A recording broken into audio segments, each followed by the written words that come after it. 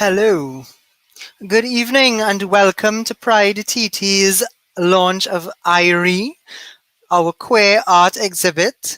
This is our third year and we must say that we're very, very excited about 2021. Yes, it's virtual, but we'll explain more about that later. It's important here at Pride to acknowledge that this is our 4th anniversary. And this year's theme is Powher, P-O-W-H-E-R. The theme was selected by the management committee primarily because of all that is continuing to go on in our country and around the world when it comes to gender-based violence, and of course, particularly when it pertains to women. In our community, for example, trans women have remained the most vulnerable, most marginalized, and the segment of our community that is most times the victims of the heinous and unchecked violence. Even within other marginalized groups, you still find that trans women are degraded and they are disrespected and they're not given the support. Yet, had it not been for them, we may not have had Pride in its modern form today, because as we know, they have always been on the front lines and they helped to start this movement. So that's what Powher is really all about. Standing in solidarity with the women of our LGBTQI plus community and those in the wider community. We have over 30 events this year. Yes, as I said, they're all virtual, but we are hoping, notwithstanding the regulations as they are now, if they are lifted closer to the end of the month and everyone is vaccinated, perhaps we can have some in-person activities. But for now, we are encouraging people to get vaccinated, those of you who are comfortable with that. And instead of a parade this year, we will be having a vaccinade. So we are in talks with the Ministry of Health to organize for that last day of Pride to be a vaccination day. And we will be bringing more information about that to you. We started off again this year with a virtual protest where we have engaged our parliamentarians and shared with them a survey, a needs assessment survey that was carried out for, which shows data from over 230 members of our community, which is a fantastic sample size. And it highlights some of the issues that are most important to us, and we expect them as legislators to represent our interests because we belong to all 41 constituencies across Trinidad and Tobago. So those are the bookends of Pride. And in 2019, we launched IERE because we recognized there needed to be a space for queer artists to showcase their work. As a matter of fact, Stuart Hahn, an established artist in Trinidad and Tobago, he spoke openly at a discussion that was held at Medulla Art Gallery about the fact that in the past it was very difficult for him as a queer identified artist who wanted to represent queer expressions in his work to find gallery space. And while over time that may have changed for Stuart, there are many other artists, especially upcoming ones, who cannot find gallery space to showcase their talents and to provide us, the LGBTQI community, an opportunity to purchase work that reflects our identities. So, as we always say, PrideTT is about highlighting the positive contributions of the LGBTQI community to Trinidad and Tobago's development, and we thought that it was important to expand our events and our programming to offer yet another platform for our community to benefit and to showcase their work. So that is really how IERE started. And, the first year I remember that we had over 100 persons visit the exhibit, which was held at the Loft Gallery. And on the opening night, we had a fantastic discussion with Peter Shepherd, president of the Art Society, Anthony Medina, and others about queer art. And we focused that evening on Wayne Barclay. And it was a fantastic discussion because other artists were there and they spoke openly, some of them very emotionally, about the journey that they go through to not only develop and hone their skills, but as I mentioned earlier, in getting the work out there and ensuring that people support the art. So that evening as well, we were very happy to have been joined by Amanda McIntyre, a well-known artist, writer, producer, and of course a carnival extraordinaire, a carnival producer extraordinaire. Amanda that evening shared with us some readings of hers, but she also displayed her art, and she was one of the first artists to say yes when we invited our queer artists to submit work. And tonight, again, we are joined by Amanda because this year PrideTT collaborated with She Write Collective, and we really leaned a lot on Amanda's expertise and her networks to bring a different focus, a spotlight on queer women artists, and to curate this year's exhibition. Later on in the evening, we will share with you some other information about the exhibit itself. But for those of you who are not familiar with Amanda, you should know that she's not only written a number of short stories and poems and exhibited her art regionally, domestically, and internationally, but she has helped to redefine the concept of the baby doll. She has been able to bring this street art, this street performance art that oftentimes is taken for granted into our contemporary landscape and to really locate it within the issues that we are still dealing with today when it comes to women's rights, women's reproductive rights, and how we treat and view women in our society. So, Amanda, we're so happy, as I said, to have you. Proud that you chose to be part of our festival and to curate IERE this year. And it's my pleasure to hand over to you for the rest of tonight's proceedings. Thank you, everyone. Happy Pride.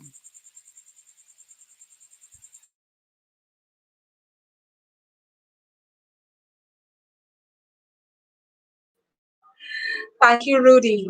And thanks to PrideTT for hosting this platform. Thanks most importantly to all the young artists who came on board this year to be a part of this show. This year is the first year that the Youth Salon is presented as part of the IERE Arts show. When I looked at the 4 years of the operations of PrideTT and the 3 years of this particular show being produced, I asked myself the question, what is all of this work for? That was when I looked to the next generation, because indeed this work is for them. And in that space of thought, I sought to curate a space for young queer Caribbean artists in which they are not just included, but meaningfully included. A space in which they are visible, in which their work is visible, a space in which we can critically assess, interpret, find meaning, not just for our community, but in terms of how we negotiate a world outside of our community as well.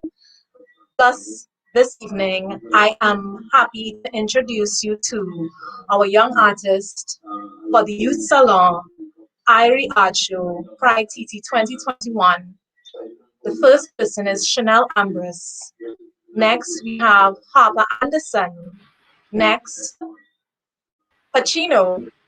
And finally, Terri Singh. Some of these artists are people whom I've known for a very long time. I think it's 12 years now that I've known Harper. I've known Chanel for a couple years, but we have had a very exciting couple years, even collaborating on projects together, art projects. I have only recently met Terri Singh, but I have to say that the moment I saw the work, I knew that this person had to be a part of this show, because this is exactly, as I said before, the reason this platform was created, for people exactly like this who have work, who have great talent, who obviously have something to say, and they're saying it through the means of visual art. And finally, we have Pacino. Pacino, whom I've known for years as well, and who I have witnessed transform from one stage to the next in terms of developing as an artist, developing as a young person. I'm incredibly proud of the cadre that we have here this evening. And so I will ask them now to introduce themselves, beginning with Chanel. So Chanel, hello. Can you tell us something about Hi. yourself? Hi. Well, my name is Chanel Ambrose. I am a filmmaker, graphic designer, producer, and curator, just to name a few things that I dabble in. And I'm really excited about being here, so thank you for having me. Yes. And next we have Harper Anderson. Harper, can you tell us a few words about yourself? Hello, I'm Harper Anderson, of course. I'm a freelance artist and I've now recently started taking art a little bit seriously. I'm excited to be here and it's just a huge honor, and that is all. And it's a huge honor for us to have you, to have all of Terri. Terri, tell us a little bit about yourself. Hi, so I'm Terri Singh. I'm 21 years old. My pronouns are she, they, and I like to do art as a hobby. And I like to include a lot of queer representation and queer characters in my art as well. And I like to do all types of art, and I like writing stories as well and comics with queer characters as well. Yeah. Thank you. Pacino, could you share a bit about you with us? Hi everyone, can you hear me? My name is Yes. Chino, they, them, and I'm just a loving, happy person. That's where I am, just the person experiencing it. And I love to do art as well. I love to experiment in everything I do. I think it gives me much joy to listen to, even if it's already been done, which is so weird. Yes, that's what I have to say. Thank you, Pacino. I'm so glad to have you here. When I examined the work that was submitted for each artist in the Youth Salon, there was such immediate beauty and so much jubilation that I had to ask myself, what is this world I am living in? I'm so thrilled and I feel privileged almost to be a witness to this Caribbean.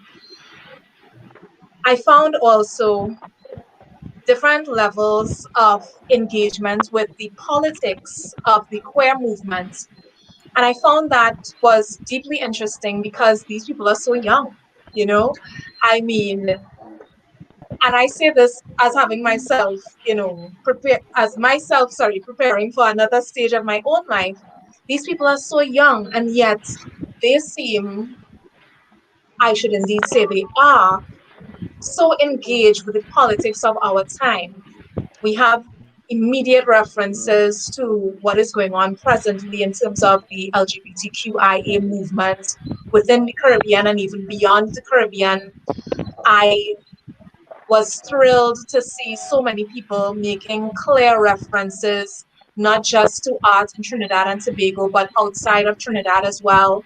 And in that way, the work presented by these young artists was and is in conversation with other works in other places, other periods of time, indeed other movements within art history. And so we find ourselves in this contemporary space defining what I think is a critical moment in Caribbean art, and that is the development of a specific category of young queer artists. So I'm happy to have introduced you, and now we'll get into a discussion of the work. So, Chanel, I'll start with you. Hello. Hi. Yeah. So, the work that you submitted, can you tell us about this selection? Tell me how you arrived at the theme, how you went about fleshing it out, what were your decisions in terms of what you would show this year, materials. Tell us about it. Okay, well, I could start with first of all, when you asked me to be a part of the show, I was very excited and I felt like I wanted to create a new body of work because I really love expressing myself through illustration. So having the opportunity to be a part of the show and also create new work like that is very exciting to me. This is one of my favorite pieces. Big up It's Zoe. one of mine as well. It's Yeah, Zoe, the everybody. reason why I chose this image is because I've always been into the stuff that she posts and like just being able to share this transition like publicly and the delicateness of this image where she's just like chilling with no makeup on, as Drake would say. Like there's some beauty about it, like almost flower like and very delicate. And in walking in her truth every day, I really could appreciate that from her. And putting this image out in this light was very important to me because I connected with the image. Because like a lot of like social media would like encourage you to like use the filters and put on all this makeup, but like that natural beauty that she shared was just like yes. So this image spoke to me the most. So like I basically did like a digital version of her face with a sunflower in the back for her to be this beautiful sunflower. So that's where the idea behind this came from. Well, several things. If we go back to the image of Zoe, which is entitled A Powerful Beauty, several things, Chanel, struck me about this composition in terms of the contrast colors. For example, the very bright yellows and orange in contrast to the deeper, darker green back. Is there any significance to this contrast that is created here? No, but now that the more I look at it, I'm just seeing something very angelic before me because it's almost like a halo, Exactly. like this yellow bright light, even though it's like the center of this flower, you know. So like having the darker colors to bring out that yellow, and like yellow is one of my Yeah. colors. Like if you go through my Instagram, I'm obsessed with blues and yellows. I started throwing in some things, but I always go back to those colors because like I feel very much connected to those colors. So yeah. I find so many universal symbols in this image. Not only is her hair sharing the same space with the seeds of the sunflower, but the sunflower radiates like the sun. It becomes the halo, as you've identified, around the person. And what I had interpreted when I saw the contrast between the foreground image as opposed to what's in the background is the world behind, no Zoe against the world, but yet radiating such strength, beauty, charisma. I know the photograph that you referenced this, and I agree with you. It was indeed a very delicate and very powerful image at the same time. And so I was really happy to see this piece. So let's move on to another one, and you could tell us about that one as well. So here we have Black and Pride. I love a good pun. Like, people who know me, like, I talk a lot of shit, y'all. And something about this image, I think I referenced this from a picture that was taken, actually. The idea became from a picture that I saw where walking through the streets, and she's wrapped in the rainbow flag, and something about that comfort and that home, like being in public, but also having that comfort around you is like being black and proud. Like, I want to be black pride, you know what I mean? So that was a reference behind that. That's so important, understanding that the individual is not just one thing. To quote Audre Lorde, we are not single issue people, you know? So you are black, you're a woman, you're queer, you're Caribbean, you're many things at the same time. And I like that you express finding solace in this identification. So let's move to and another this is also image. connected to another piece lower down, actually, where it's like a bunch of checklists, but we got to that eventually. What is that? So can we see the next image? What's this? This is actually... When I saw this one, Chanel, I said, you know, this is one of those pieces that define the age that we are in right now. Like 100 years from now, people looking at this image, they know the time, because here are emblems of our time. So tell me about this piece. This piece was influenced by, like, I've always made this joke about just like having the internet now, you have the ability to literally, like, as a queer person, you could come out online if you want to, if that's the means by which you choose to. You could actually use that platform to influence others and like change their perception of like what it is to be a queer person, you know. So the reason why I chose to like be scrolling through the gram, because like that is the age we're in right now, and everything's on social media. And it's just like, it's literally the if you like zoom in closer, you'll see on the image that the caption actually says, "Hey mom and dad, I'm gay." So just like you literally just came out to the world, your profile is public, everyone can see this, and it's you basically walking in your truth in like a public way. Because a lot of people I know like would struggle with this. Like I myself struggle with this until I actually came out to my mom. So it's just very much being in this age where you could just do it, you know, and then still get that kind of support from people online as well. That could kind of be a way to, like, you know, like comfort you, like, yeah, it's okay. Yeah, I mean, the internet is not always a perfect place, but I choose to use it for good. And I think this image really speaks to the good that and the support that you will get from like having a community around you on the internet. Indeed. Yeah. What's interesting, I think, is that the creation of online platforms afford individuals the opportunity to create persona and personae for themselves that they were not afforded the opportunity to do as children. So in an online platform, you can create whichever name you want. You get to choose how you want to be represented in the world. And someone doesn't like it, you could immediately remove them. So, you know, the amount of autonomy that is there is certainly, I think, related to this thematic concern that you've expressed in this piece. Could you tell us about colors again? Like, just as we discussed before, I noticed that from one piece to the next, you have particularly electric colors through and through your work, Chanel. Any comments on this? A vibrant color. It's really using the colors that are in the rainbow as from the flag as a base, and just working through. Well, there's all the colors there in that one, and just like working through the images and like pulling these bright colors that I feel like would go good against the background. And like I feel really comfortable with the choices that I've made, because on every slide you could see a hint of the flag that could represent like everyone that's a part of the community, you know what I mean? So I feel like I love a vibrant color, and adding extra colors to the blue and yellow is always a vibe for me. And again, playing with these pinks as well.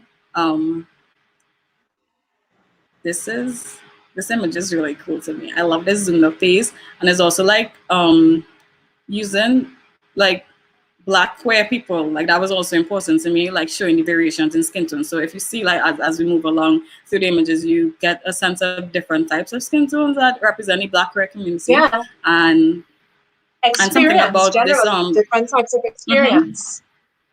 Yeah, and this darker tone was chosen to really show the colors against the skin, and it's also playing words like tears of joy, like something about walking in your truth is very much like a joy where you can walk into a space, and even if someone else is uncomfortable with your presence, you are comfortable within yourself, and like not being able to budge, like these tears of gay and tears of joy and tears of like happiness, where like you cry before, but now you're very much in like a happy like stage, basically. You know what I find really striking about the symbols expressed here, the queer community, not just in Trinidad and Tobago, but throughout the world, is one that has been unfortunately defined by so much sorrow because of the ever-present threat of violence and threat of death. But you turn that on its head in this image. So the tears are tears of joy, and gay here representing joy as opposed to sorrow. I love that, Chanel. It's really interesting. So let's move to another image. Continue looking at Chanel's work. And finally, this is the last submission from Chanel. It's a checklist with a term that I love, Yasime. How Trinidadian that is. It's our Caribbean English Creole in arts. Tell us about this like image, this is really important to me, because I feel like judge you from appearance immediately. You know what I mean? Like as soon as you see you, the first thing they would judge is your parents. So with this image, I wanted to kind of tell the story of, yes, here's this very fashionable woman, this fashionable religious woman, and here are all these other things about her in terms of like, I almost named this like the criteria or the checklist. Like I was really on the verge of like naming it something very wild, where it's just like, forget the checklist. When you see me, just see me and know that the work I do and the way I present myself, and shouldn't really have like all these tags. It's just see me as a person, see me as a person, as opposed to like seeing like, apart from me being a person, these are all these other things that are about me, which makes me like just this unique individual having a unique experience. So I felt like putting in the religion and like your sexuality and just the fact that she's a boss as well, you know, like that strength and that power. I really wanted to express that in this image. And I actually kind of stayed away from the yellow and blue, so I'm happy about it says a lot to me about the fully actualized person, the person who is not restricted in any way. And I like that you expressed just be the person who has checked all the boxes. I'm not leaving anything about myself out. Nothing about me is going to throw away this crippling thing called life and human existence. I'm keeping all the parts of me. And I think that's a really beautiful statement to make. And while I love the name that you suggested there, and perhaps who knows, maybe you create more work with names. A series. This could be a series. Yeah. Exactly. But this title, Yasime, I love it. It's so trendy. When I saw it, it reminded me of things like Look Me, I Reach, which yeah, exactly. Like you step into the space, and at the end of the day, you step in as yourself, and you step in as like and fully taking yourself. Up space in the world, saying that as individuals, we should determine the space we want to take up in the world. Yeah, See I me agree. I reach, see me here. Mm-hmm. And when you show up in that space, to not only determine how much space you take up, but how you are represented in that occupation of space. Yeah. And so, Chanel, I'm very happy about before we these. move to our discussion with Harper, tell me quickly about materials used. I know that you are using a digital platform, but talk a little bit to me about materials in terms of the development of your practice in digital Um, art. And these illustrations, well, this is from Adobe Illustrator as well as Photoshop. So like I dabble in between both.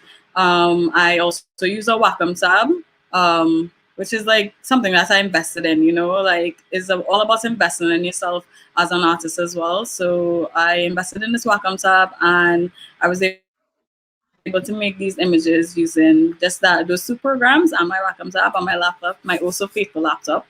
Who's been with me through so many different things. Yeah, so it's basically digital illustrations using those programs and inspiration that I would have seen online. Well, this is basically the mock-up of like what Instagram would look like. So it's just very easy to build on those layers. These are like a bunch of layers just on top of each other. Um, so and when you peel all of this away, it's literally just a black and white images. So yeah. And then you Very add the beautiful color. work. Yeah. Wonderful, Thank wonderful, you. Chanel. And before, just one last thing. Who are your influences in art?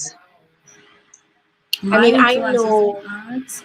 that you have some exposure to the artist community in Trinidad and Tobago and art society in Trinidad and Tobago, but not just local artists, but references, I mean, in terms of are you influenced by popular culture, festival culture, music? So you talk to us about your art influences.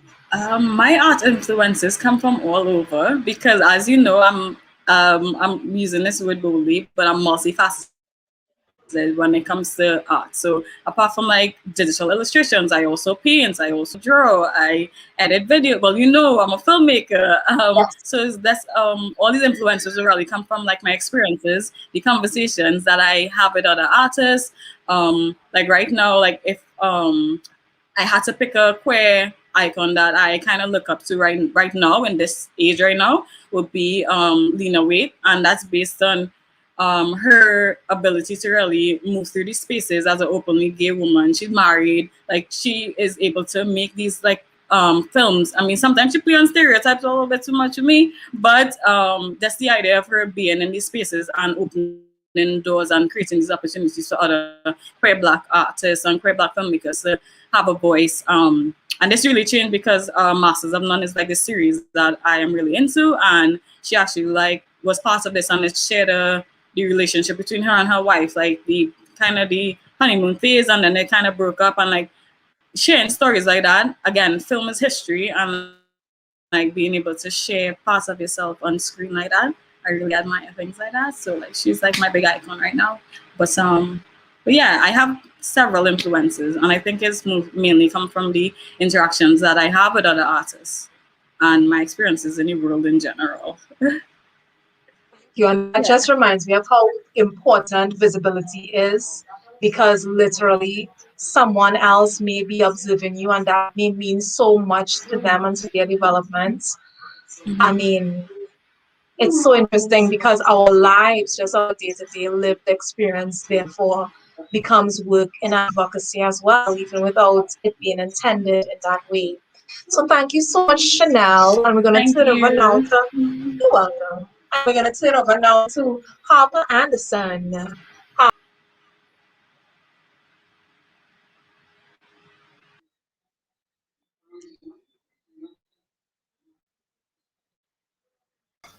Hello, Uh, Harper.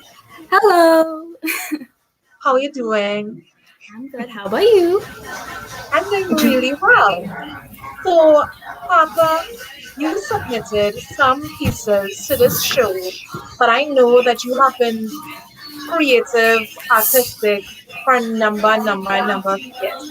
Could you tell Mm-hmm. us a little bit about your background in art? Well, I had to think about that.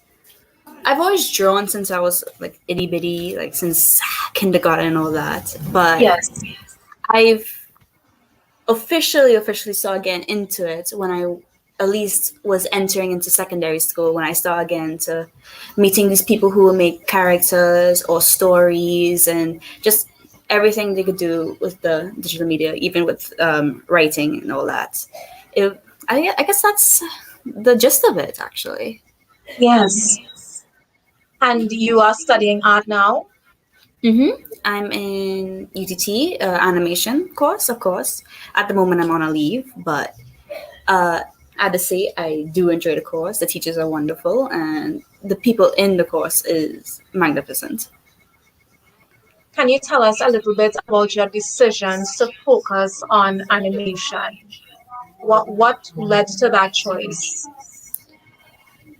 For the moment, I went in the course since it was I believe the only course that will actually go into the digital media area, like animation, concept art, etc., etc. I'm mainly interested in concept art, and I've always had a passion for like drawing something over and over and over, seeing what fits into like environment, etc.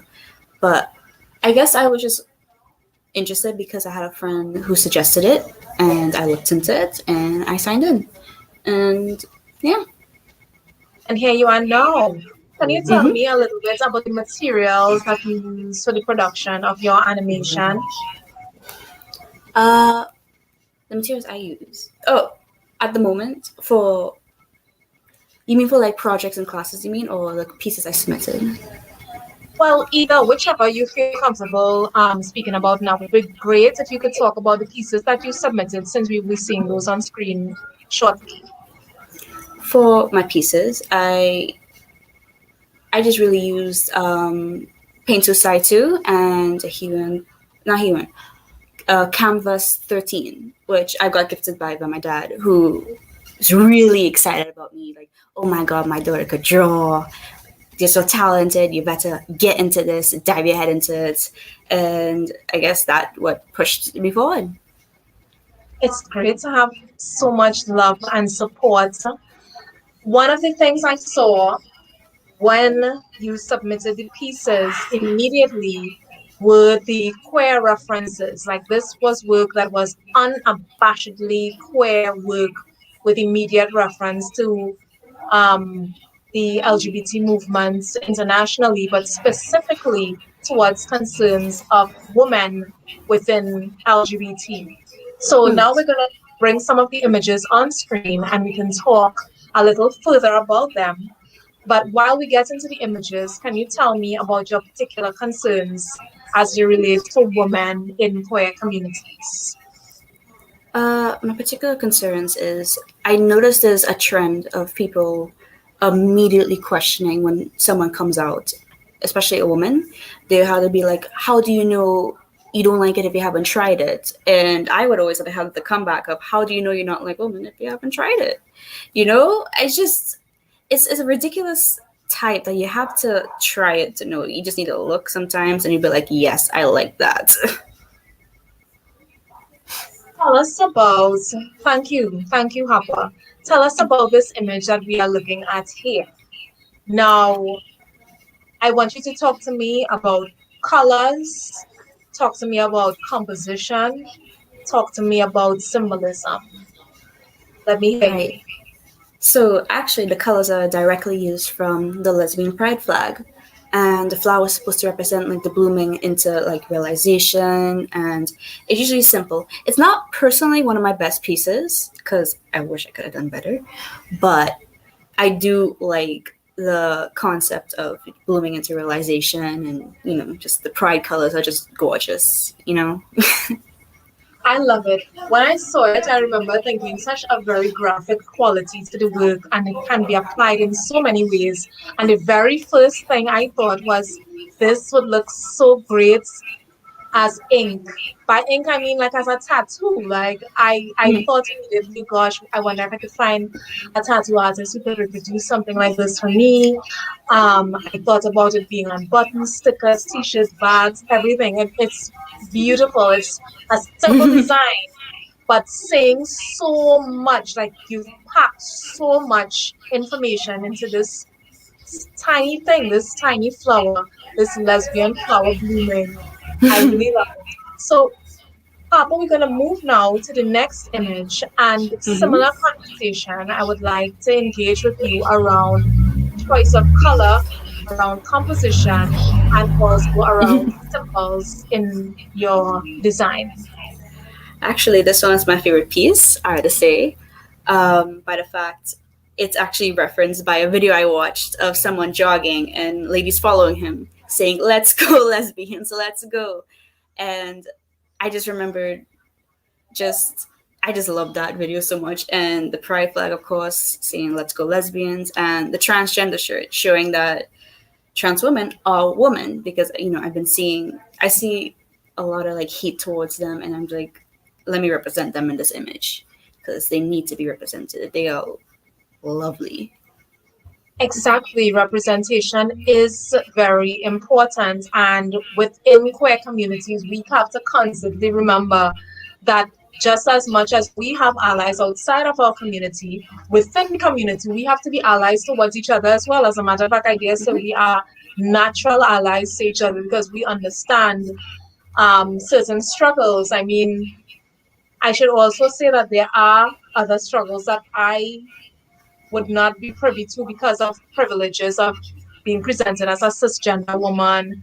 And in that regard, I have to note that privilege and dismantle it as much as possible to lift up my trans siblings in the community. So thank you so much, Harper, for that discussion. Um, Tell me about this image that we are looking at here.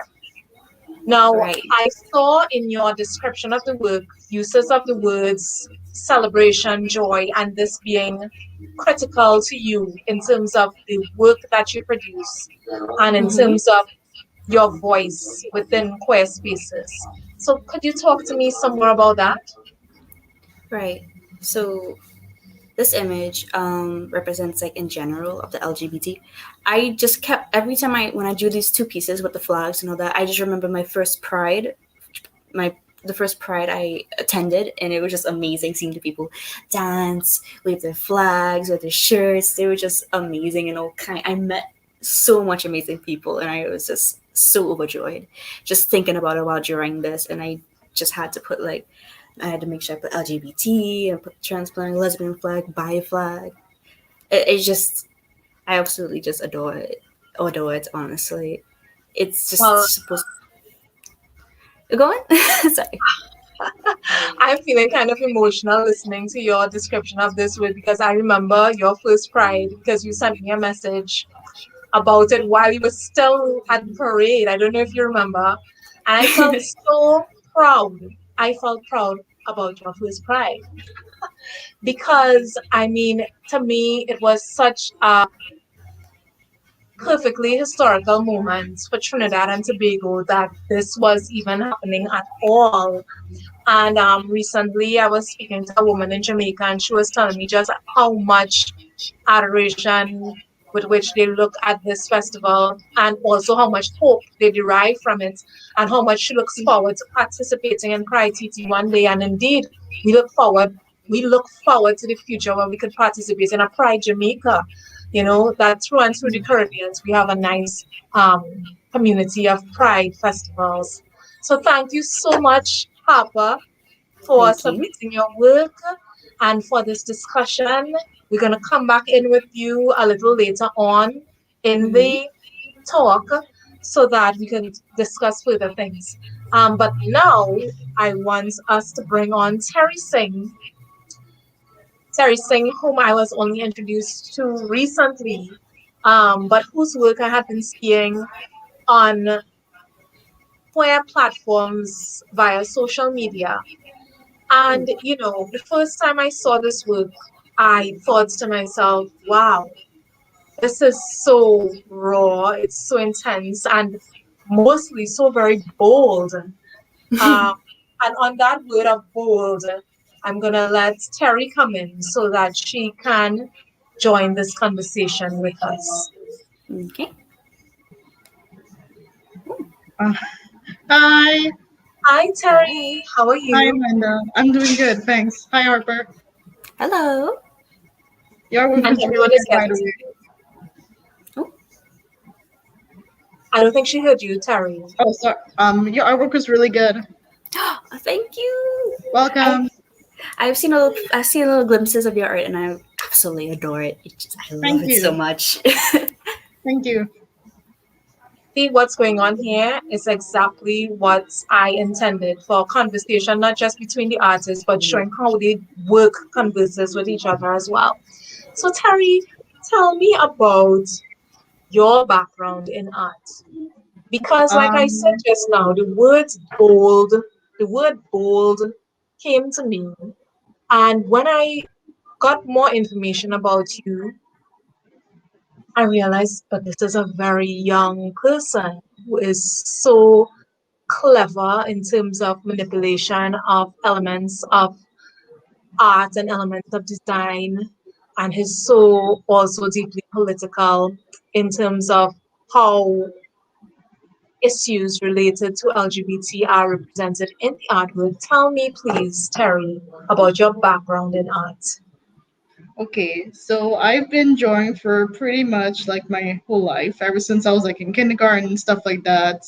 I feel like the time where I started like taking art maybe a little bit more seriously, or maybe drawing a lot more as like a hobby, might have been maybe when I was like 10, I guess, because like, or maybe when I was 9, because I used to like trace stuff that I used to like on my screen, and eventually I moved on from tracing to like drawing, like from observation, and like as time progressed and as I started like growing up and like going to secondary school and drawing a lot more, I started to learn a lot more about the LGBTQ plus community, and I went to like a really religious secondary school, and I ended up meeting a lot of queer friends who were also like artists, and sometimes the LGBTQ plus community would be brought up and stuff like that, and sometimes conversations around it were more positive, sometimes they were a lot more negative and stressful, and I just sort of decided that I wanted to like draw a lot more stuff about the community because I wanted to support them and stuff like that. And eventually, as time went on, and I learned a lot more about the community, I started to realize that maybe I myself might end up being a part of this community also. And like now, here I am. I'm an admin of an Instagram activist group called Trans and MBTT, and we're a Yes. new group.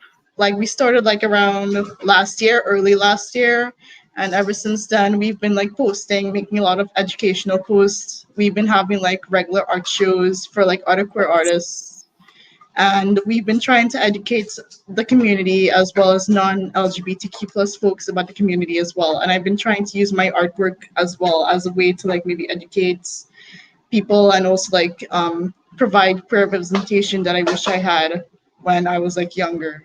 So yeah, That's amazing. You're so heroic. You're so thank you. heroic for someone so young. I think that it's one of the most inspirational things for me. You know, as we get older, we of course have to ask, what becomes of this work. I don't know if when Rudy comes back on, if he could probably tell me some more about what he thinks about this particular part of the conversation.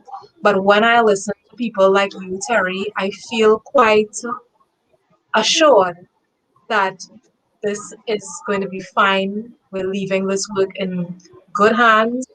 Not just you, but all of the young artists here this evening, because people are so clear, not just about how they want find their own joy and happiness, but clear as well about their intention in communities and their intention in the world.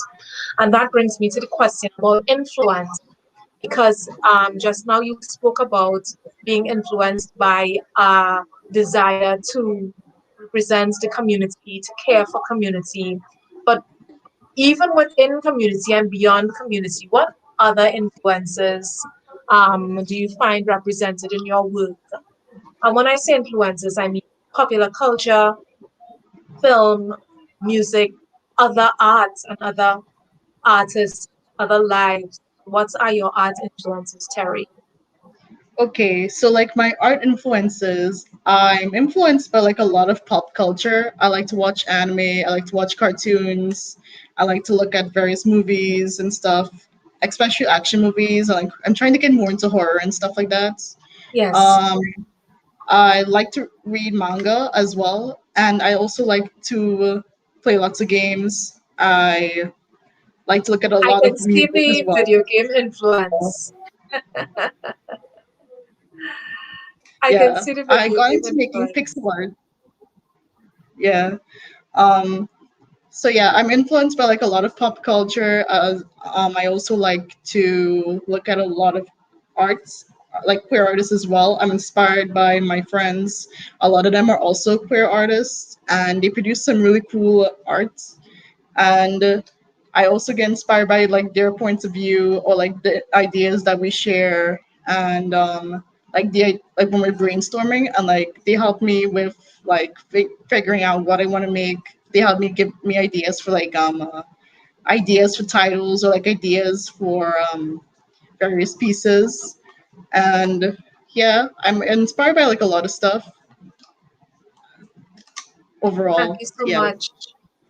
Thank you and so I'm much. also Thank you. I'm also inspired by like various life experiences, some like various things that various feel like themes or like various things I like to include in my artwork are like inspired by various life experiences or like various things I might have like overheard or seen, or like maybe if I'm like in a bad mood, like I like to try and like express myself with my arts.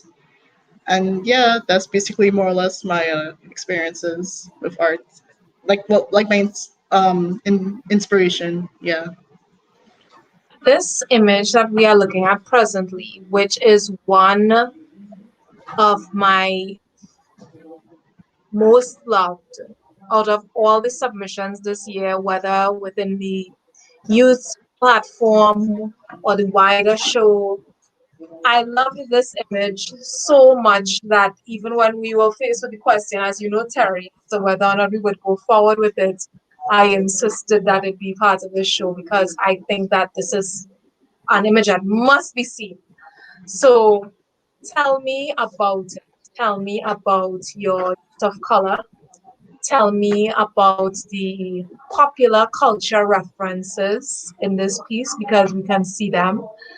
Well, I can see them, but I want you to talk about them. Tell me about things like composition and most importantly, what you hoped to convey through the symbolism used in this work.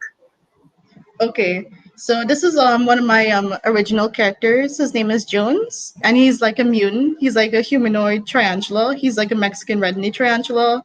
And for this piece, I decided to draw him in like a Jessica Rabbit cosplay because I was watching Who Framed Roger Rabbit on Disney Plus recently, and it's a great movie, by the way. And I really liked Jessica Rabbit. I loved her aesthetic and her demeanor and everything. And I decided that I wanted to draw one of my characters like cosplaying as her. So I took like one of my more masculine queer characters who's like a punk rock guy, and I decided to put him in in her dress, like doing a little bit of a pole dance or something like that. And I really enjoyed making this piece. I had a lot of fun making it. I used color pencils to color everything. I like it was Creole color pencils. The yellow background was like a dried up yellow highlighter. Um, this took me like maybe about roughly maybe 2 days. I think like maybe 2 or 3 days. I'm not entirely sure, but it didn't take me too long. Made it in my sketchbook, and this is one of my favorites that I have right here for sure. Now, you use the word humanoid. Tell us what that means and tell us how it is situated within your larger body of work. Okay, well, what I meant by humanoid is that he's a mutant. He's like he lives in a post-apocalyptic universe, like called Neo-Pangea. I think that's what you pronounced it. Like all of the continents of the world like joined up into one big supercontinent. I Pangea, think yeah, yes, Pangea, yes. Neo-Pangea, like a post-apocalyptic of the world called Neo-Pangea, in which like everybody's immune now, or everybody's like a human bug or something like that. And he's one of them. He's basically based off of the Mexican red meat tarantula. So he has like his 6 arms, and he can make webs out of his flesh, and he can do multiple things at the same time.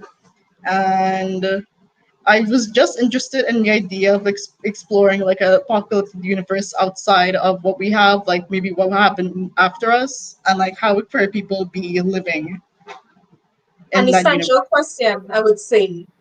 Um, the question of what will the world become, you know? Yeah. And when you ask yourself what the world will become, how do you prepare?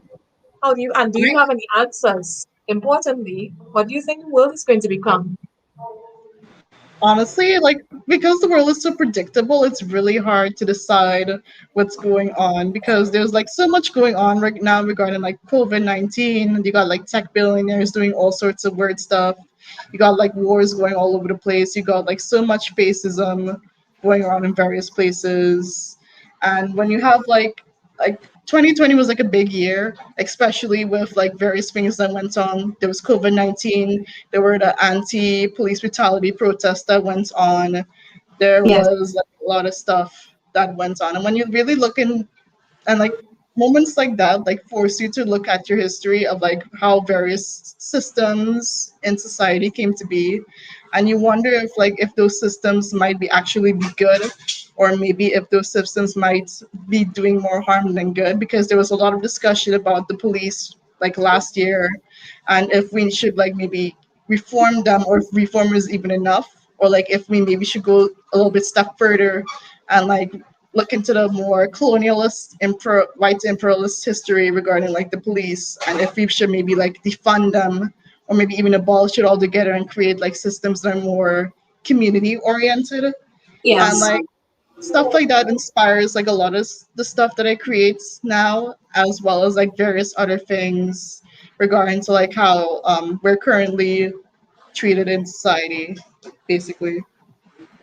Thank you so much, Terry. I feel so invigorated just listening to you because, the theme this year for Pride is power. And in the graphics that were used, the phrase, the person's name powers us. And listen to you, and you are powering me right now because I feel so much more in terms of conviction as to exactly why we need to continue curating these platforms, because people such as yourself doing what I consider very important, very necessary introspection, and carrying on a conversation with the community following this necessary introspection and producing work that I hope through these platforms would survive. But before we move on to the next artist, Terry, can you tell me some bits about your materials? Okay, so I typically prefer to create like traditional arts. That's what I'm more accustomed to. I like to use color pencils. Like I like to do like charcoal pencil stuff, acrylic paints from time to time as well. Regarding my digital arts, for like the pixel art that I created, like the digital arts, there is this app on my phone that I use that's called Dotpic. It's like this Japanese pixel art app that lets you create pixel arts, and that's what I've been doing like a lot of digital art in recently, and like it's really fun to use. And there's also like this next program that I use on my computer. It's like this free open source program called Inkscape, and that's what I Yes. used to create, Inkscape, and that's where I used to produce my collages and a lot of digital art that I create as well. So Thank yeah, you. that's basically it. Thank Thank you. you. So Welcome. Terry, there was one piece um before we run away. There was one piece when we get onto it, I will stop. This one right here that Oh, I this one. wanted you to talk some more about because I find there are just so many layers in this composition. I find it observes some of the fundamental principles in art, for example, the rule of thirds. And then beyond that, the symbolism, the religious imagery of the cruciform, rosary, the arrows that pierce the sacred heart of Jesus, the crown of thorns, one person is kneeling. Can you please talk to us about all of your process that went into the creation of this piece? Okay, sure. So this piece is called From Trauma to Triumph.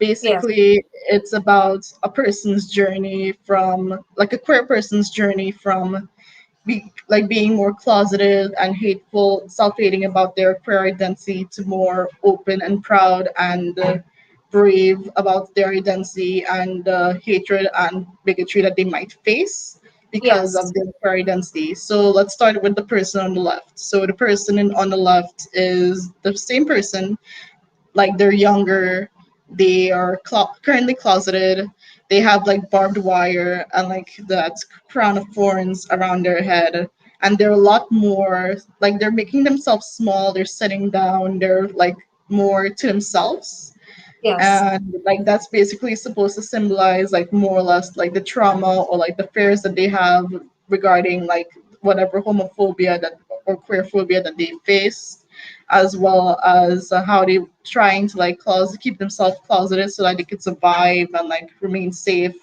but like they're not exactly happy, they're not exactly thriving, they're only surviving, and they're just trying to get by, they aren't really enjoying their life. But the person on the right, it's the same person, but now they're a little bit older. They're now finally come to terms with their identity. They're a lot more happy and they're out and they're open.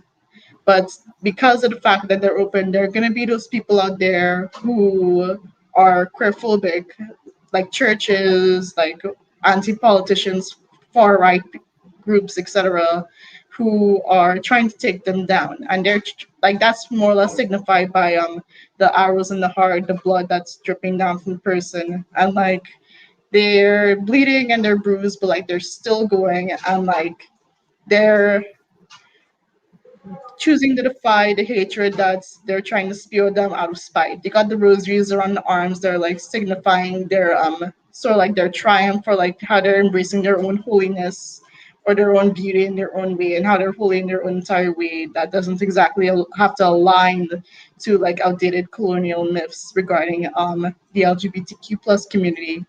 And like they're choosing to stand up for themselves and for others in a very cis-normative and heteronormative world where LGBTQ plus people are still mistreated far too often. Yep. brilliant, brilliant and bold. Thank you so much, Terry. At this time, we're gonna Welcome. at this time we're gonna move to Pacino. Pacino, are you here with us? Hey, Hi. How are you doing? I'm kind of like everyone is giving all these deep, profound meanings of their arts, and I'm just here like, I am certain you are ready to be deep and profound about your art as well. but let's see if we are. So That's tell not what I me, shaved. I look cute. Anyways, let's continue. yes, you do look very cute.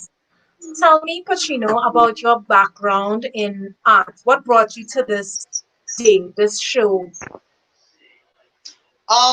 my background in art, well, I come from a very artistic family, and everyone either does like, oh my God, you're showing the art already. Everyone either does, everyone does a bit of everything, like art, dance, or something. And me, like, I was always interested in everything. And if I'm very honest, I've Mhm. never really told anyone this, but I never really had goals growing up. And if I said I had goals, it was because people told me to have goals. Yeah. So, but it never interests me. Like, even now, as I'm learning to find myself, I'm realizing, like, I don't really have goals per se. I just go with the flow. Yes. Um, and I stopped doing any sort of art for like a good number of years. I remember the last time I did art, when I did art, I was in Form 3, because you do it as a compulsory subject from Form 1 to Form 3. I was in CIC, and my teacher, his name is Mark Gill, talent, and he, I asked him if he thinks it's okay for me to do art, and he said yes, but then I said no, because I wanted to try something new, because I just wasn't here for it.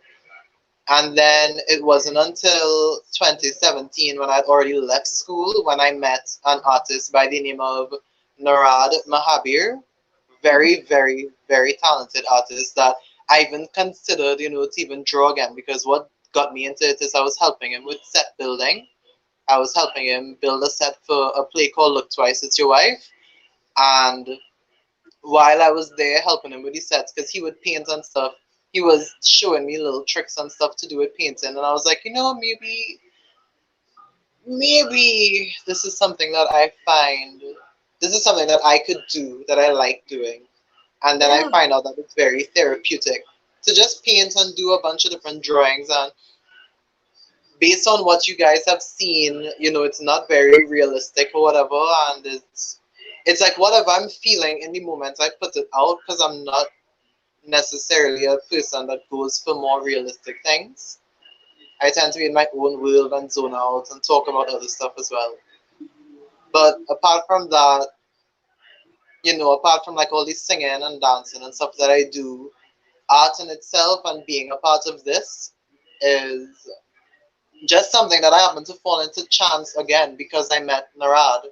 If I Yeah. didn't meet him, I would have quit it like permanently. I wouldn't even think about wanting to do it again. But meeting him made me want to do it, want to at least try to see if I'm still good at it. And then I kind of really just liked the therapy part of it. Yes. And I also was a part of the first year. If Yes. if it's not the first year, I think Rudy would correct. Oh, you were a part of the show with me. I think I was a Yes, part I of the first year was. when Rudy asked me to just submit some art, and everyone. I remember feeling kind of embarrassed, because everyone had these big pieces or framed pieces, and my pieces were on paper, like on little clothespins against the line, against a red string. And I was like, oh my goodness. And I took a picture, and I was like, look, I did something, go support. And yeah, okay, yeah, that's that's how I got into it. I find both you and Terry, the work submitted, have a very expressionist quality in terms of how the both of you find expression of an inner world. So when I look at these pieces, both with you and Terry, especially the last piece that I discussed with Terry, I can see so much of your own emotion. I can see so much introspection. I can see the involvement with politics, and I can see how through the spectrum of multimedia art, both of you have sought to um, find a mode by which all of those things can work together in harmony through these images. Yeah. Thank you. Can you tell me about things like color, composition, and meaning in your work? In my way, well, like I said, it's a kind of therapeutic thing for me, and I really enjoy like experimenting with different stuff. It's not something that, and this is like, not, I don't want to say this and be like, it comes off as offensive, but I don't take it as seriously, because for me, if I take it very seriously, then I lose the joy from it. Yes. In terms of color and composition, I remember my granny told me, she said when I was in preschool, they had all of us, they had someone come to the school and they had all the students like color and draw whatever, right? Yes. And I was the only one that did not use any black. And they were like, it's because of, they said like when little children, they use like all these different colors and they're expressing themselves. The ones that tend to have like more, what would I say, like more joy, I guess, more Yes. joy, they tend to use more color. And you could really tell that with students, with children that use like more black and stuff, like something is going on, and at the time I wasn't using a lot of I was using a lot of color. But what I find now is, as I've gotten older, it's quite the opposite. I tend to find beauty in color, and I tend to find peace and like solemn and like darkness and stuff. It's really weird that it kind of flipped as I got older. So when it comes to like color composition, like I just take a bunch of colors. And sometimes if you just give me the primary colors alone, I will find a way to make a bunch of different colors if the inside in me wants to come out that badly. Because I have a hard time like expressing like certain emotions. So like sometimes it's good to just like let it out. And then also like the more color I use, I realize like I see one thing and then sometimes somebody else would look at the piece and see something completely different. Or not, sometimes they see the same thing. But I don't know. That's just how it is for me. At least with what I sent today, everyone could kind of be on the same page. Yes. And can you tell us about the materials that you use in creating these works? Just paint. Actually, okay, so I'll go with each one. So this one here, this one that we're on, I Yes. used, so all of them is on my sketchbook. My sketchbook. I have a big sketchbook. I was gifted it in Germany. When I was in Germany last year. And this one I used a toothbrush, like, now I don't know the like the sizes or whatever for these things. I just grab and I do stuff, right? So I Yeah. use like the smallest paintbrush you could find, and then I use like a toothpick to like scratch and get certain things, and then I threw water all over the page and I let it dry, and that's this thing, and it took like 5 minutes. Wow. Thank you for sharing your process. That's intense and unusual as well. I would not have figured all of that out from looking at the piece. So thank you so much for Yeah. sharing with us. In terms of Also, this was the very first thing I painted in years, because before this I was just working on pen art, and then while in China I was still doing a lot of pen art, but then I decided let me try pencil, and then when I went to Germany I was like, maybe I could try. I have a bunch of paint. Maybe I could try to use the paint. you're So the this is only artist tonight to talk about travels. What would you say are your influences in art? my influences in art could be anything. For example, like if we go through each one of these, it's like it could be anything. Like this one, I was talking to a guy. I don't know, like when the exhibit happens, you would see the description. But this person, like, it was just wild, very wild. And we were just talking, and the type of relationship we have, I don't even want to go into it, but I said, I'm always sending you pictures. Send me a picture. And he sent me a picture, and I did that. And then with the two women, I was watching porn. And I was like, maybe, I don't know, with this one, it's from watching cartoons. It depends, I listen to a lot of K-pop. Yes. I could see a rock on the road. I like a lot of horror movies. I like a lot of anime.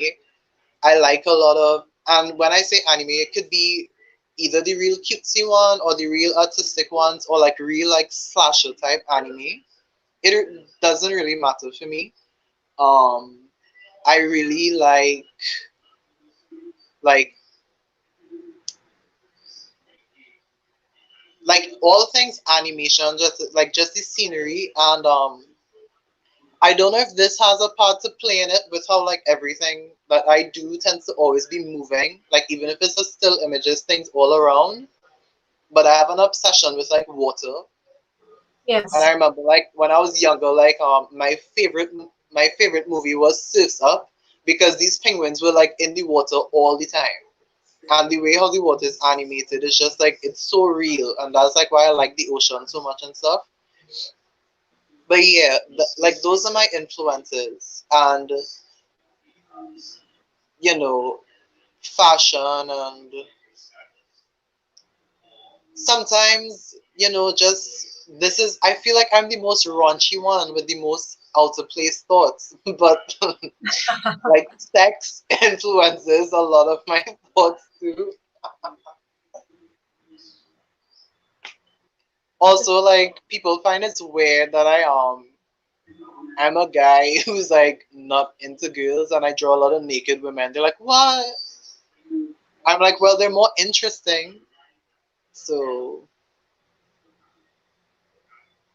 And apart yeah, from that, when I assess the figures within the compositions, well, of course, I immediately thought about the theme of this PrideTT 2021 power with a focus on women, concerns of women. And so I saw this work as being directly related to that thematic concern. But more than that, it was very good for me to see a young person who comes from the experience that you have being able to represent women in positive ways and being so detailed. It showed in the work I can see so much care for not just human form, but specifically female femme form.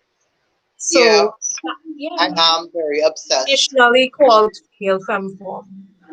Yeah, I am very obsessed with the human body in general. Um, but I find like in my world, men they just do the bare minimum. Yes. And sometimes I don't want to see the bare minimum. This is not me like shading or whatever. It's just like when I do art, and it's not like I haven't drawn men before, because there are many men that I've drawn before who gave me what I normally get from women, you know?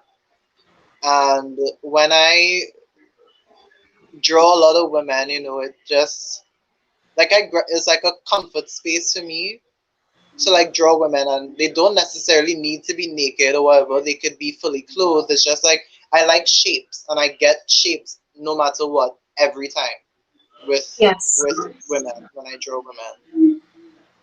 Also, I think it's like because me, I have a lot of feminine energy that is just easy for me to gravitate towards that and like translate my energy with what I see and just put it on display. So there's for you a point of recognition in this Yeah. figure. Excellent. Thank you so much, Pacino, and thanks to all the artists for the discussion of the work. Now I'm going to bring everyone back in so that we can have a talk together, answering new questions, but most importantly, going back to a question from 2019 that I thought was so critical to that time, and I feel will continue to be critical as we continue producing the Pride art shows. Because I think it is one that our artists can return to time and time and time again, and we can indeed trace how the discussion develops as the years pass. So let's welcome back all our artists, Chanel, Harper, Terry, and Pacino. Hello, hello, hello, hello. Hi, guys. Okay. Hey guys. So, my good people, if I ask you the question, what is queer art? How would you define queer art?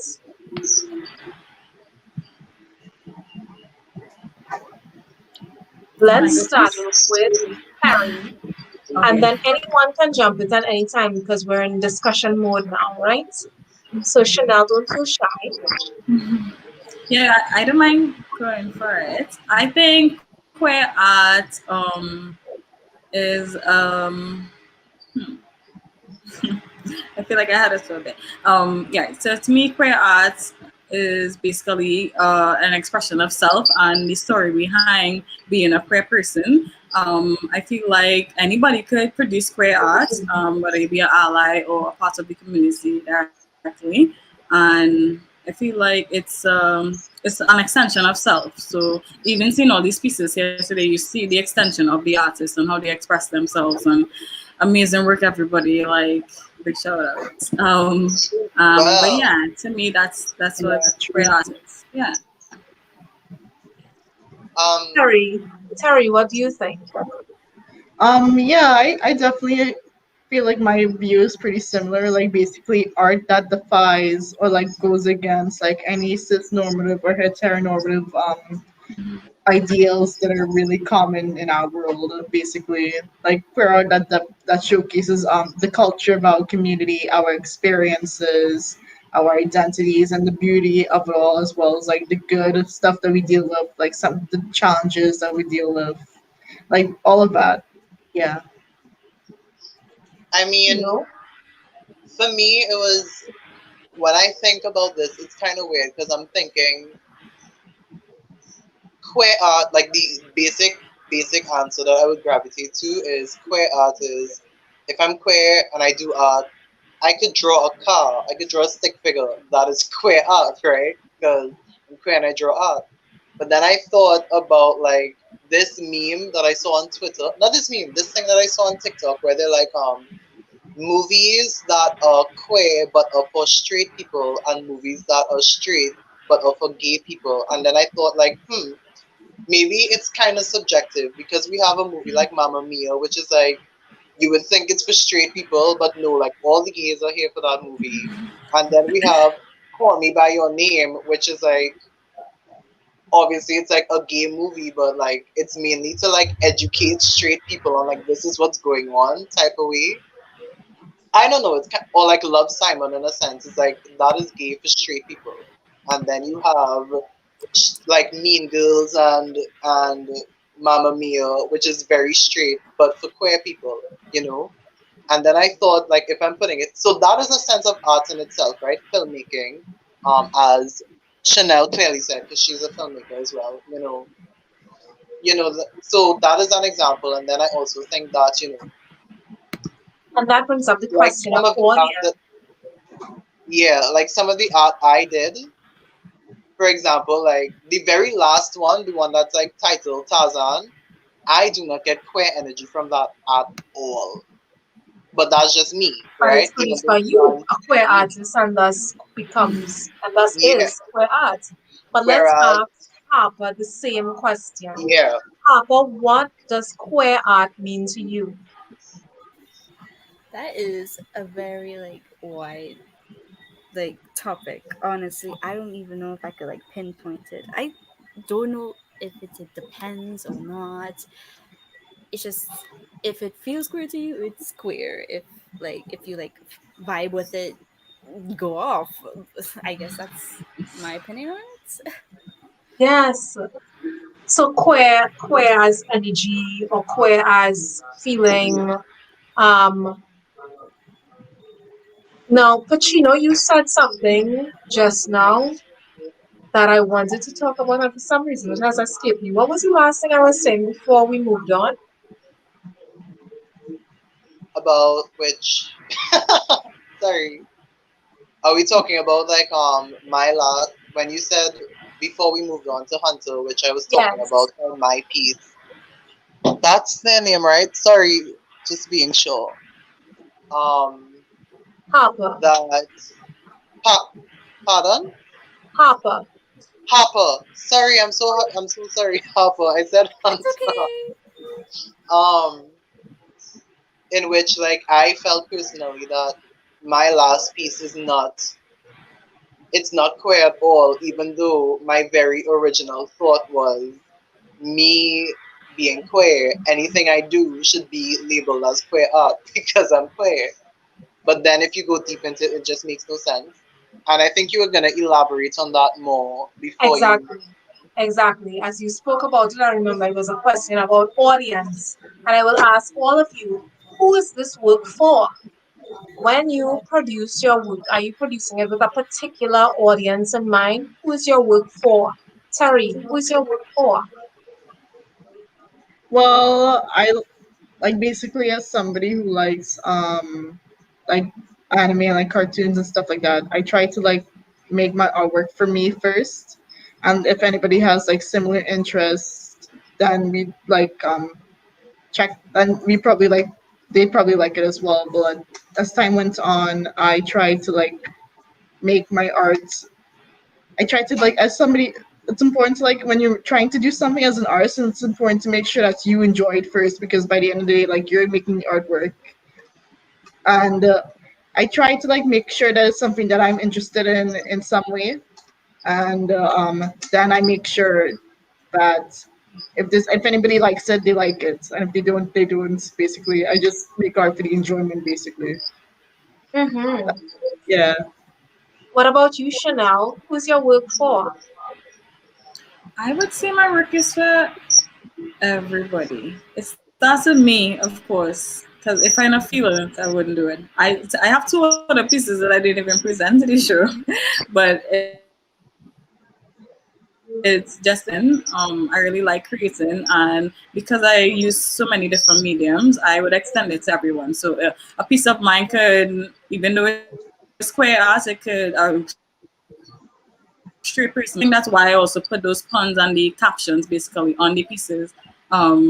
Maybe to translate for the straight audience. I don't know, like in retrospect thinking about it, but I think I make art for everyone, and I would hope that everyone could like relate to it in a different way because art is to me an experience, So yeah, I say everybody.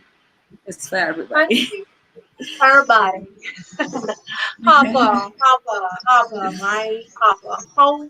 How would you answer this question? Who is your art for? My art is for myself and my friends because we've all just struggled with recognition and all that. I like representing my friends in my art because they are just warriors in surviving against heat, I guess you could say. So it's a commemoration of your personal networks. Beautiful. Thank you so much. Pacino, you care to share My with us? art, my art, it's for my art. That's what my art is for. I learned because, like I said, when I met my friend Narad, he's the one that really inspired me to even start doing it, right? And one of the things I notice about what he does that I really apply to me is that just let it be, like do what you do and let it be. Like when it's done, let it be. Let it live, let it breathe. It's kind of like us being here right now, like we didn't ask to be here, but we're a form of art and we're here, so and we have to live for ourselves. So my art is for my art when it's complete, whether it's sold, whether it's not sold, it's just to be, it's just there. And whatever you get from it, you get. Yeah. Yeah. Thank you so much. I'm so glad that you all have been so, or rather, I should say, have engaged in so much reflection around why you do what you do, who it is for. I see so much tension in what you're doing. And I think that's very important. Um, and what are your plans? What's next? I mean, I think, but correct me if I'm wrong, that most of you are showing the first time in a formal show such as this. Well, no, Chanel is an experienced artist. But This is my tell second me, what's exhibition. next? What's next? Do you intend to continue producing work? Are you interested in doing more exhibitions? Are you interested in residencies, fellowships? Are you just going to continue producing work for yourself, which is just as important and legitimate as all of those? What's next? I Let's mean, start. Saturn. Who's going first? I was gonna go first because I thought mine would have been the shortest. Go ahead. But I just don't know where I'm gonna be next, and that's the answer. I don't know, and what happens happens, and I look forward to that. Yeah. What about I you, love that. Chanel? I love the idea of just going with the flow because honestly, this is my third exhibition for the year. I've never done an exhibition in my entire life until this year started when I had a day off and I ended up painting a bunch of mini pieces and my friend was like, hey, I'm gonna go live and I'm going to share these pieces with people. And she was like, do a price list, send us out, and from there that led into other opportunities with the FCC and then this opportunity with PrideTT. And honestly, I like the idea of doing exhibitions, so I think I would continue to do exhibitions. Yeah. And I'm also in the pre-production phase of my experimental short film, so that'll be coming out hopefully by the summer. So yeah, looking forward to that. Wonderful. Terry, what's next for you? Well, I'm currently working on like my second online comic, my second web comic. It'll be like a love story, hentai, action adventure kind of thing called Yes. Data Smush. We And I love have like a that. couple, yeah, and I have like some pictures of it already on like my Instagram and stuff like that. This Yes. will be my second comic that I'll be publishing. The first comic that I made was called Cooking with Jones, and that was a horror comedy comic as well. So I guess make more comics, make more arts. I don't really have much outside of that right now. But yeah, I'll just like basically going with the flow and like working on my comic. Yeah. Going with the flow, yes. I like how most of you are saying going with the flow, but you're doing so much while the flow is happening. That's beautiful. It's Thank you part so of the much. flow. Nice part of the flow. Yeah. And Basically. Papa, what's next for you? What's next for me? That is a good question. At the moment, I'm just really focusing on improving my art and all that. I've been interested in making a comic, and all that. But I guess I'll just, as you said, going with the flow and see where my art takes me. Yes. And that brings us to the comments that I saw earlier from Peter Shepard.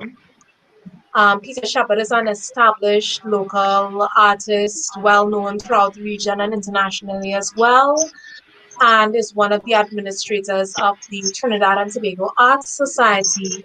And in this comment, Peter offers his answer to the question, what is queer art? What does it mean to you?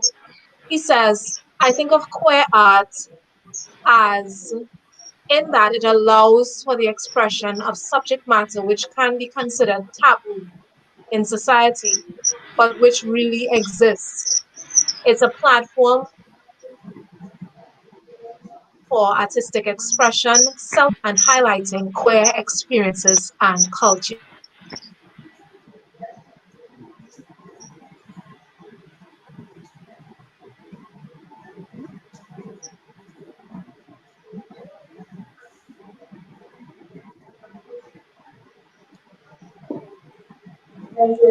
Thank you so much for that contribution, Peter. I think it's an excellent roundup to the discussion that we engaged in tonight. And so before we turn back over to Rudy, Is there anything that you all would want to say as final words before we close off our talk tonight?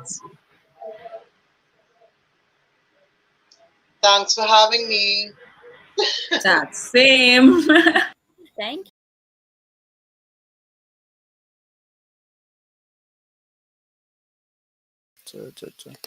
Wow, wow, wow.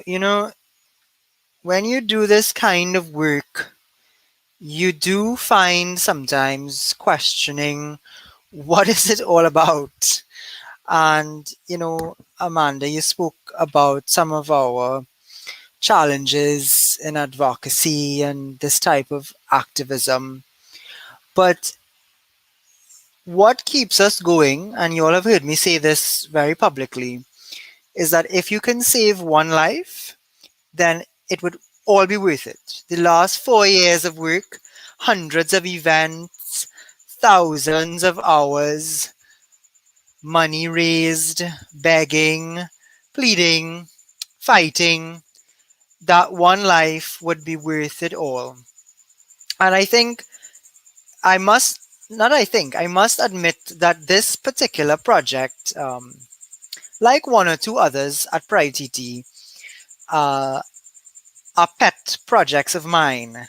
I've had the luxury, if you will, of leveraging my passions to create and to imagine what we could do with PrideTT. And of course, all the other members of the management team do the same.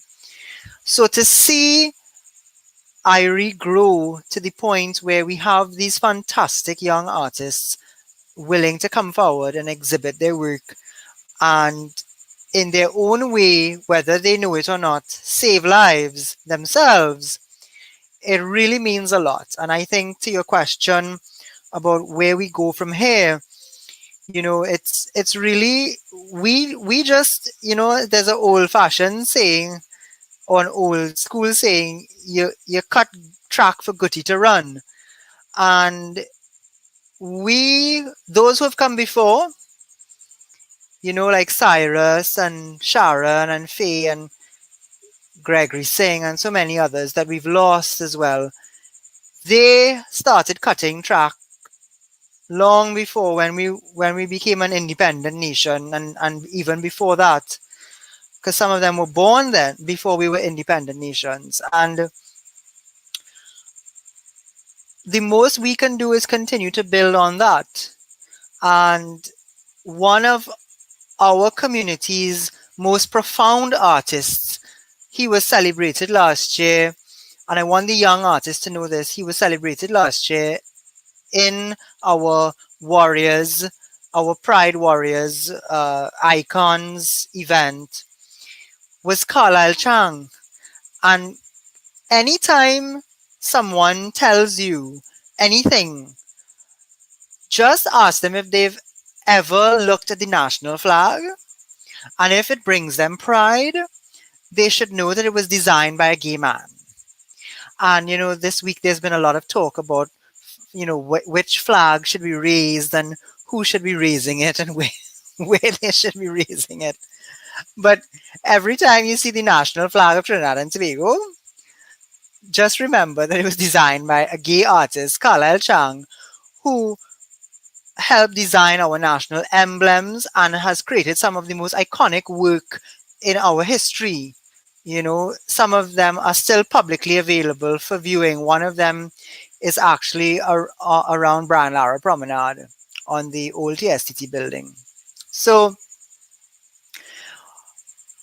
thank you. I really want to thank you on behalf of the management committee and the board and the trustees of PrideTT for being brave and for making your vision, sharing your vision, and allowing others to enjoy your vision. So before we actually get into tonight's other exciting news, we've just heard a lot from Amanda and her erudite moderation of the discussion. Another friend of mine for many years who has also inspired me. Wade Ramnarine is here with us as well. And Wade has been sharing a lot over the years in the area of human rights advocacy. He used to work for the UN Information Center. And Wade is also of our community and an artist. And I'm really, really proud to say that, one of the things that we do here at PrideTT is not just support artists, because we see you all as business people, we support queer business. And Wade has a fantastic announcement that we'd love to share with you tonight at the launch of IERE. And when he does that, we'll be able to explore some more opportunities.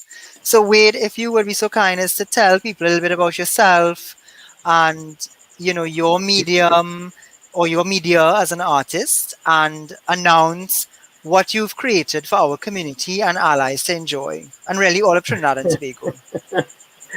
Well, thank you, Rudy. You sort of put me on a very high pedestal there.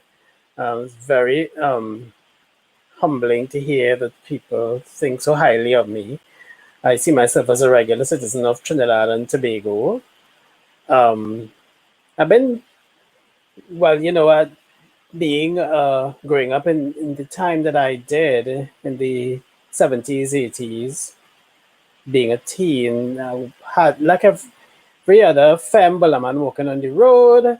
You went through pressure, people told you all kind of things, the church don't like you, you're supposed to be possessed with a demon, all of that. So I had always liked drawing, and then I discovered the world of art and expression. And then I started exploring encyclopedia to discover the global artists and the work of people like Degas. And then I started also taking in some of the work of Caribbean artists. And I told myself, well, let me dabble a little bit. And I found an escape in art for me to express a lot of the pain that I was feeling. And sometimes I use art to talk about hopeful things. So I never really cared about still life. I loved modern art a lot. I loved abstract art. I felt abstract art at the time gave me an opportunity to be vulgar, but to be vulgar in a way that people can identify with. And which is why when I saw some of the drawings from one of the artists that was shown tonight, I sort of identified with exactly what that person was expressing. And I'm so in love with so much of the work that I've seen tonight from these artists. It reminds me a lot of how I felt when I was young too. But anyway, I don't want to take too long and give a whole entire narrative. What I want to really say is that I decided to, when I left the UN, I decided to invest in creating gallery of modern art in Shogunas. And I'm very, very happy to say it is LGBT owned and LGBT operated. It is a safe space for our community, and we at the gallery intend to give as a priority the first space to showcase our artists. And we are looking for anyone who is an LGBTQ artist who is interested in modern and abstract art to come and showcase themselves there. But we also want to invite people to come and do things like spoken word. So it's not just visual art, it's also performance art. If you feel you want to come and put on your very own drag show and talk about something pressing, please do contact us at the W Gallery of Modern Art, and that space is there. And the space is also a social space for getting together. So we've decided to also have a little bistro attached to the gallery. So it's not just serious art alone. It's also about just coming in as someone who maybe admires art or who loves art to come and sit, appreciate art, have a little drink, meet with the community, hug up and kiss your girlfriend, boyfriend, or both, if you feel like. But it's a friendly space for our community to come and be ourselves without feeling judged or watched or feel uncomfortable that straight people or management watching us and they can tell us we can't do anything. It's that space for us by us. So, and we're very happy to partner with PrideTT and to be part of this fantastic putting together of art that Amanda is doing. And hopefully, we can work some arrangements where artists who submit works can maybe deposit a couple physical pieces to the gallery, and we can work out a schedule of, I don't know, maybe 5 people coming every hour during the week to spend an hour and look at the pieces if you are so inclined to physically interact with art and want to see it for yourself in real. So there are possibilities that can happen. Let's see what happens from next week. So thanks so much for your time. Or you wanted to do the type of medium that I work with? Well, I started with acrylics and I got into oils, mixed media, and now I also work with non-traditional media. So I make things, I'll cut up non-traditional products. I use recycled materials. I'll take pieces of board or other things that people discard and try to make art out of it too as well. That is so amazing. I think, Wade, it is fantastic that what you've been able to do demonstrates the interconnections in life that we sometimes don't see unless we look back. We see the dots connecting, something that has been a vessel to hold your experience and to allow you to process your own experiences has built this passion, and you have that passion has now become another enterprise that will not only benefit our people but Trinidad and Tobago. So for the younger people on the call, you know this is the journey of life that all of us are on. And sometimes, ironically, the things that cause us the most trauma actually can be harnessed to give us a future. And I know we've talked about this. A lot of artists around the world, when they talk about I know Madonna is your favorite artist, and she's talked about how her trauma fueled Yes. her Well, her I think some of the most talent. beautiful pieces of art in the world come out of the greatest pain. Because for me, I feel that there is a spiritual connection to suffering.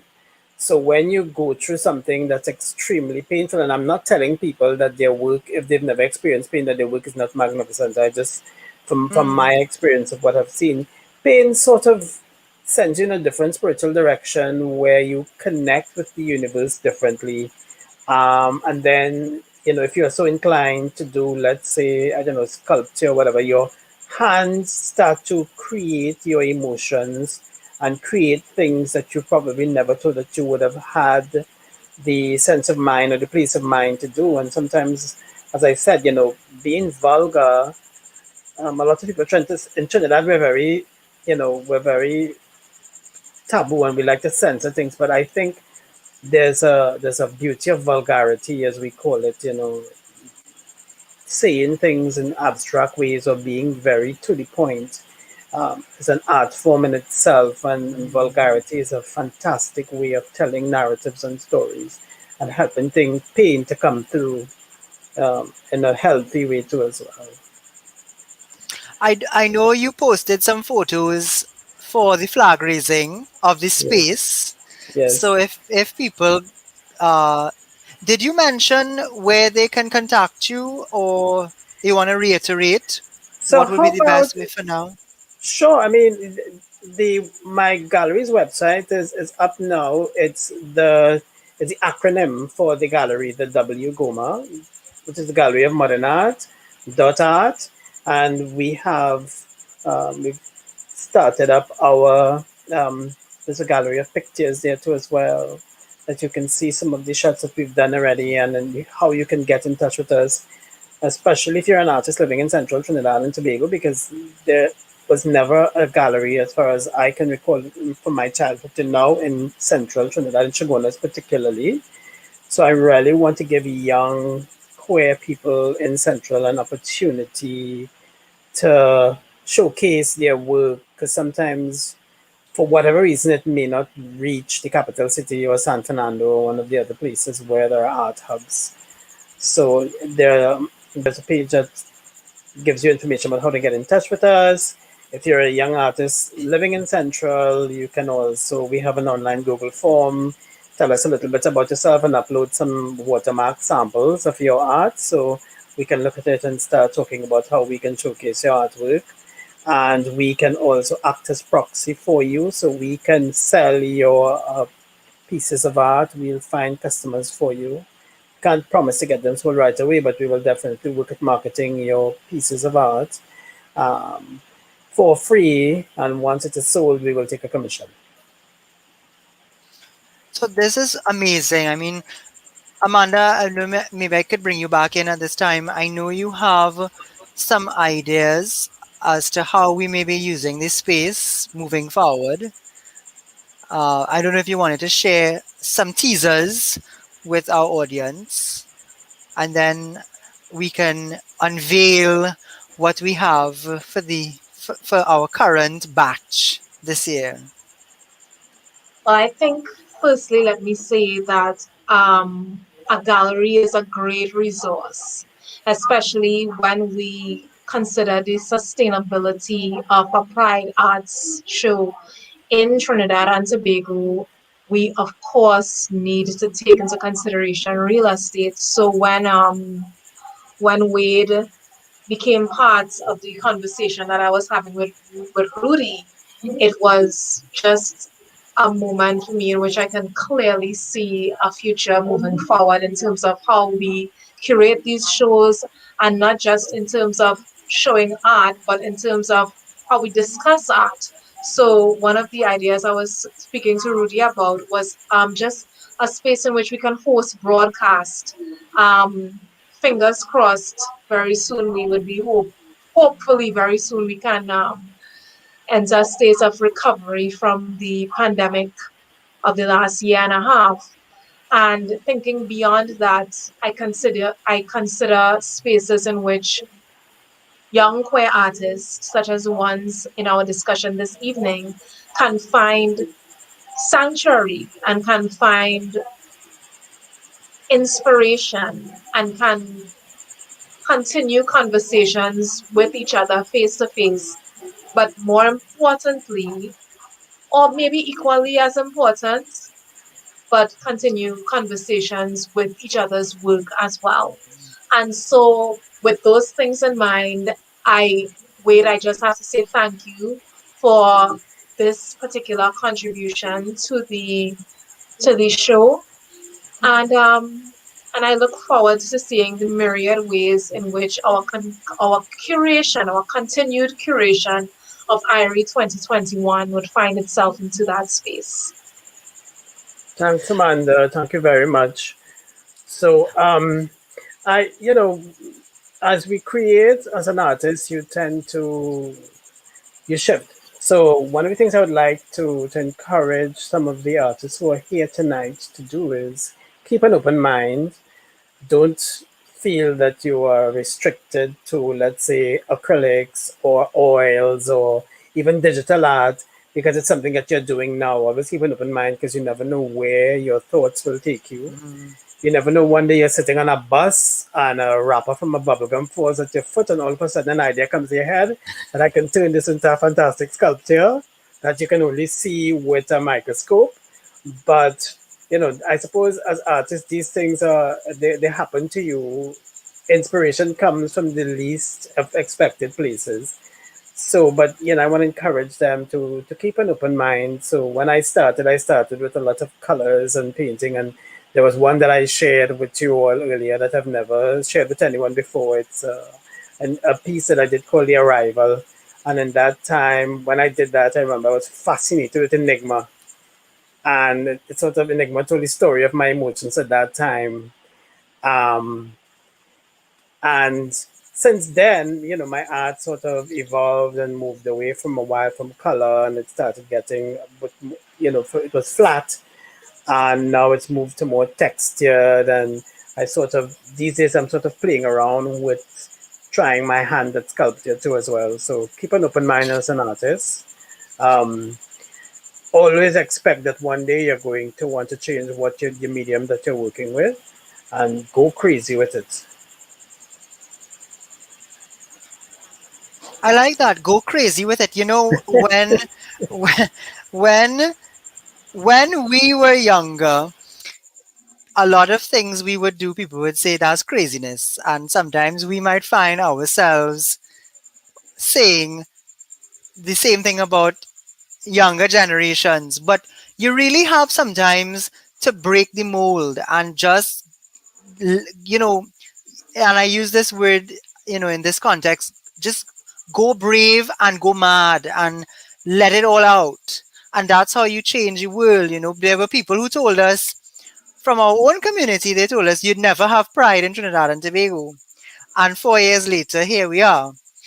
But there's your art piece. What medium is this, or what materials? Because I know you said sometimes you experiment. This was acrylic. It was acrylic, and it's called The Arrival. And for me, it was sort of saying that I had decided I was going to come out, and so I decided to say this was me walking out of the whole massive confusion of the 1980s and leaving my fears behind. Um, so I did myself as a pretty, character stepping out, and I wanted to continue it. And after Wow. the arrival, it was going to be, another presentation of existence and then departure. So I suppose as I get older, I'll start thinking about what I'm going to do with the other two parts of this narrative. Maybe we could ask the upcoming artists if they have any questions now that they've listened to some of us talking to each other. Do you all have any questions or comments to share with Amanda, Wade, or myself? Maybe even some ideas as to how we could make IERE better?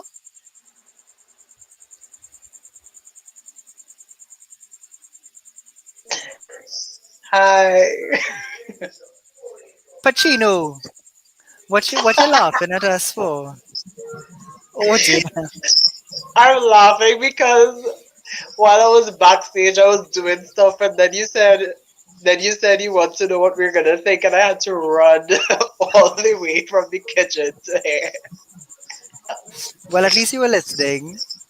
So So, any comments or any advice you have for us, or thoughts on Wade's piece, for example? Because you know, oh, my granny and I like the piece. I showed my granny the piece, and we liked the piece.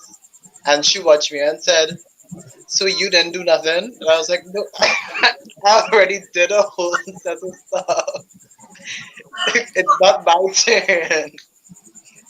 But yeah, but I really enjoy Wade. I love you, Wade. That's my drag mom, everyone. I have to, I would forever say it. I'd be accepting my Grammy and I'd say, and thanks to my drag mom, Wade.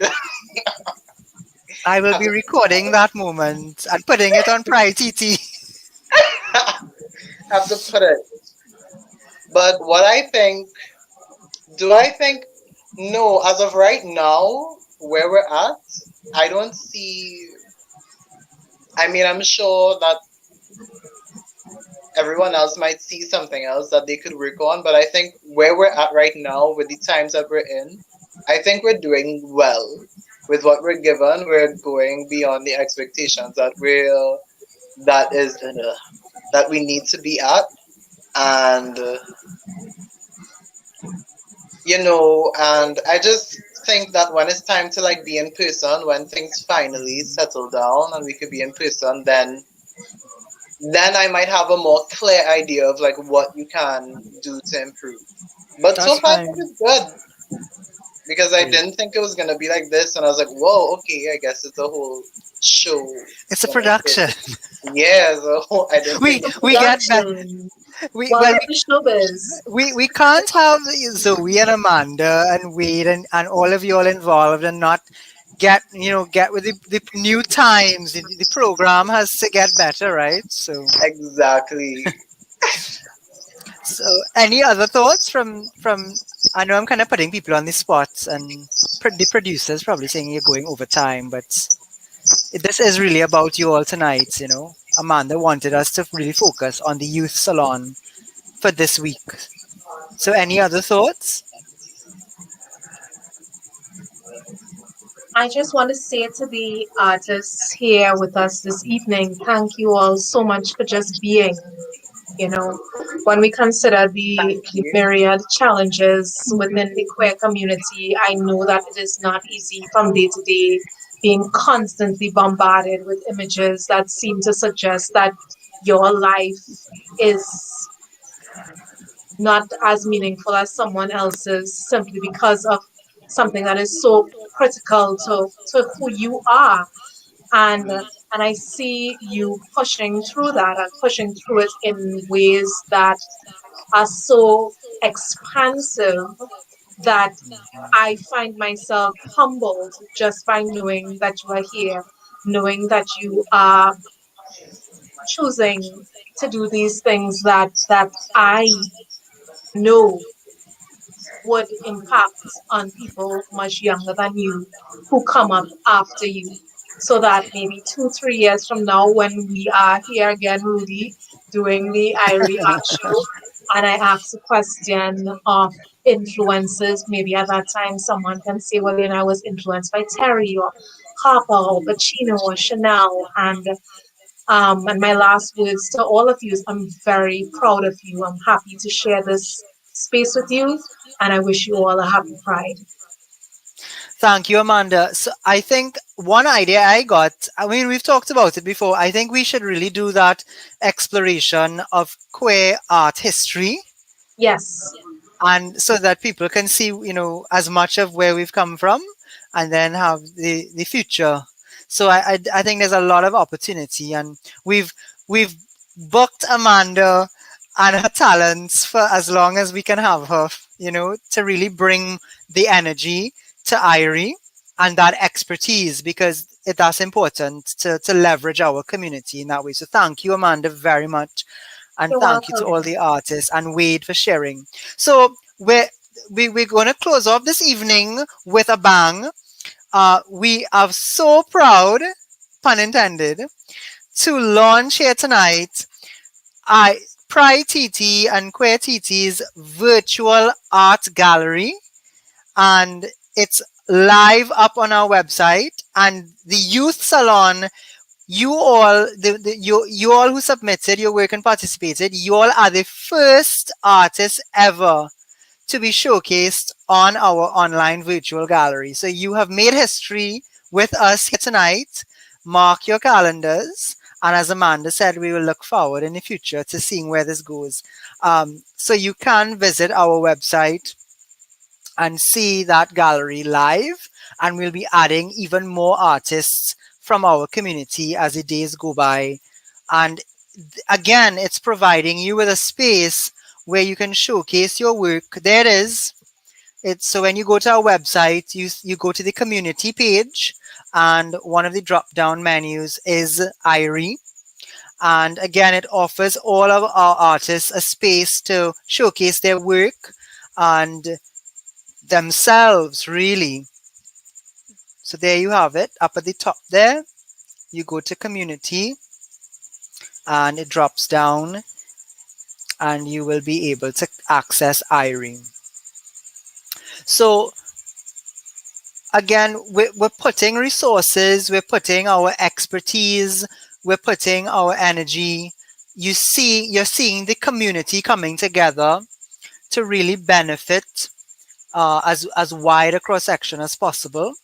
And we're continuing to innovate and to use technology and use other skills that are available to us to highlight the positive contribution that queer people make to our national development. So visit our website, PrideTT.com, follow us on all major social media platforms, Twitter, Facebook, Instagram, send us your content, participate in the events. We have just about 24 more events this year. Tomorrow, Amanda, again, She Write Collective, will be co-hosting Outspoken.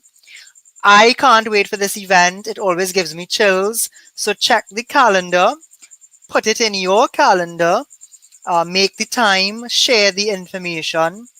You can make donations and other contributions to Pride on our website. And, you know, this is really your event. This is It is community driven. It is community created, community funded. And the last teaser I will leave you with is that just like IERE, many of our programs have continued to expand. And this year, we are so happy that we've been able to partner with Scotiabank, which, as some of you all would know, has come out boldly, no pun intended, to support its workers, its LGBTQ workers, and the LGBTQ community. And they have partnered with us to expand the generation gap. So we will be having a 10-month-long mentorship program for queer youth. So if you're between the ages of 17 to 25, again, log on to our social media pages and you'll get more information as the days go by. And this is something that you can benefit from. So again, we're here trying to really engage and to support our community to save lives, not only by ending violence against queer people, but helping to facilitate empowerment and self-love so that people don't take their lives anymore. And of course, to encourage people to live their life, their one life that they are given in their true identity.